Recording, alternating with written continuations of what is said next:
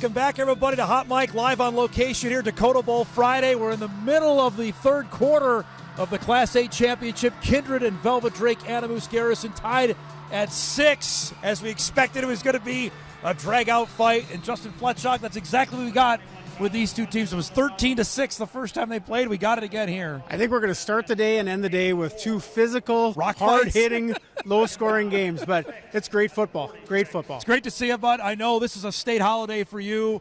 Just describe the excitement of getting here. This is the end of the road for everybody that wants to make it here. Well, number one, we could be playing outside today. we could. I'm glad we're not. But, for us in the office, it is – the football playoffs is awesome. It's Friday, Saturday. Yeah. It's everything leads up to it in the weekend. The years we have good weather like this year, it goes smooth. Oh. We've had a couple where we've had to move to neutral site locations where home fields were too wet in the past couple of years. This year we didn't have any of that. It was just fantastic. The anticipation and the work for this, does it start right after last year to get ready for this year? Well, in a sense, we line up a lot of our crews, not a year in advance, but in advance. When it comes to the games itself, though, everything's pretty much set in stone. We know we're playing 4 games in one day.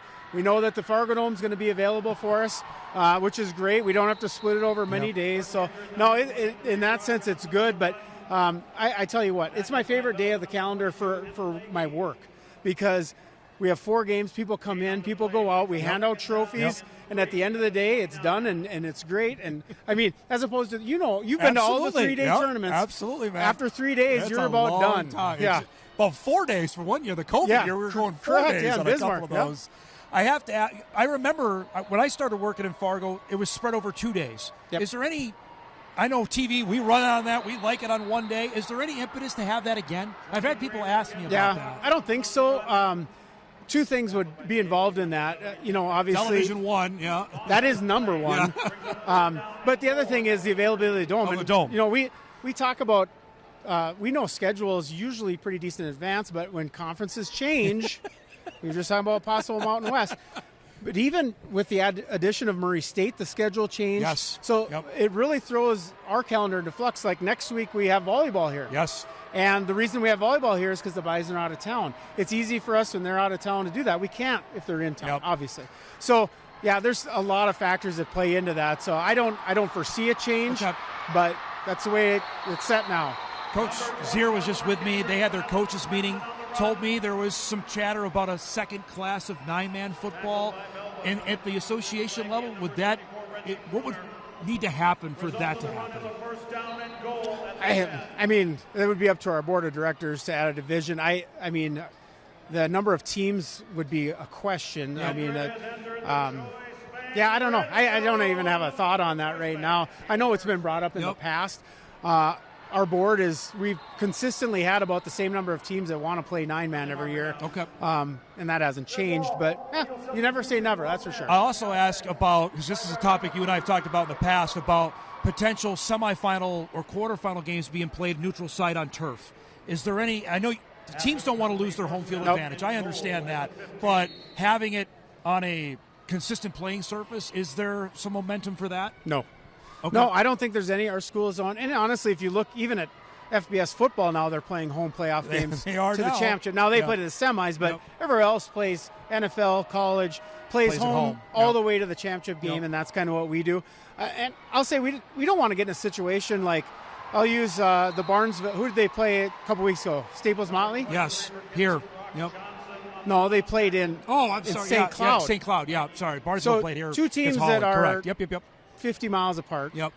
Driving 2 hours away to play on a neutral site. And I just don't think that's conducive to the high school athletic environment. So okay. I appreciate your honesty on that. The matchups we have here today, I'll look 2A is a class. You and I have been around the bend on this. I've talked plenty on my show how fluctuating it is. West Fargo Horace is probably not going to be long in there. Grand Forks Red River has 30 seniors on this roster. How do we wrap our arms around that as an association to get 2A football right? Well, I think our board has been trying to do that since 2002. There isn't a good answer to that. It's the same issue we have in North Dakota with a lot of our activities where there's just not a lot of teams in that enrollment area. Yes. And next year, Kindred and Central Cass go up to Double A. But Valley City comes down because they are now a Class B team starting next fall. Right. And so there is a little bit of change and movement on that, but it's ever evolving. That's all I can say is, Minot North is they were a first-year team this year. I want to win from being here, man. And in 2 years, are they going to be Double A anymore? Yeah, I don't think so. But again, who knows? But I see with our metro schools, the number of schools growing, I see AAA growing. I really do.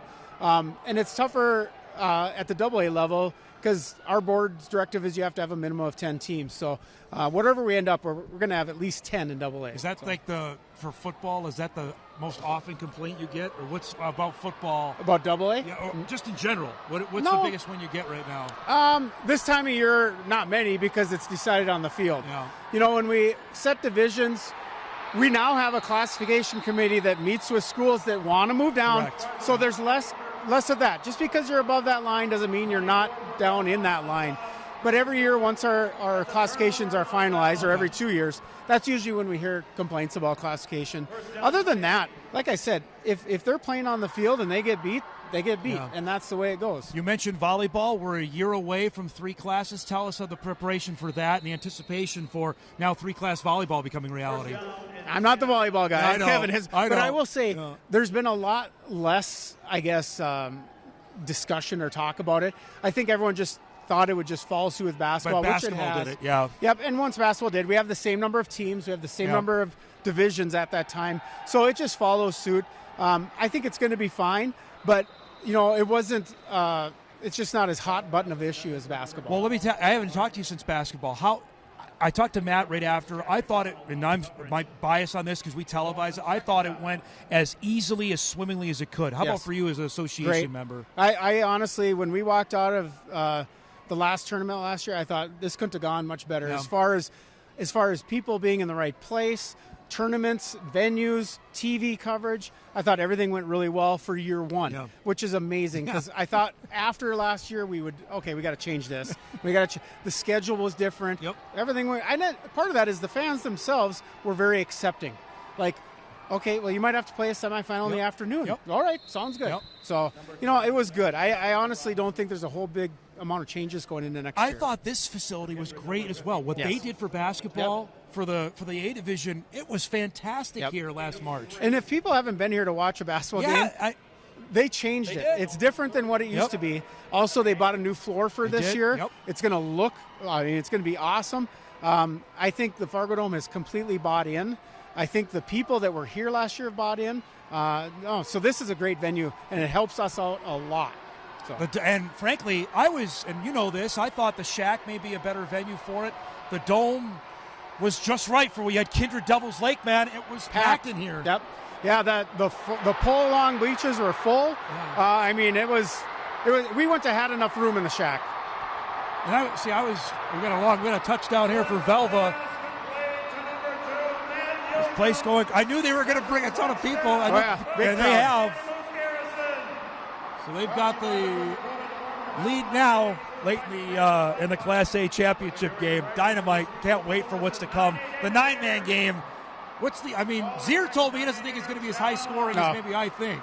Well, both teams average 60 points a game, but again, in 9-man, you don't play a lot of teams that have the same athletic ability as you. So that can sometimes get blown out. All I know is I watched both semifinals, and both teams can hit, which is a 9-man. Sometimes they don't get tackled a lot. Yeah, that's right. So a lot of these guys haven't gotten tackled a lot this year. So it'll be interesting to see who kind of gets up from the canvas after they get knocked down. Tell me, this has got to be so neat for a couple Bison brothers of yourself, like with Andy Delabar and Elliot Belfast facing each other. It's got to be pretty cool for you as well. It's interesting because, and even Kindred, Ambrosius and Nate Safe, and there's just a lot of ties, and I think a lot of people feel comfortable coming in here. So it's just nice to see. I like to see good teams, and we have 8 good teams today. I have to tap in as a Bison Hall of Famer. I'm required to say that. Your Mountain West thought. Does it excite you? Or I know you love FCS playoff football, though. Nope, get out of here. Okay. Let's go. Let's go before we can't, because there's going to be a point where we can't. The one thing I'll say, and I've listened to you a couple times talking about it, is Boise State's in the Mountain West right now. Now, I know they're leaving. They are currently in the FBS playoffs. So what are we afraid of? We know we can play with these teams. Let's go.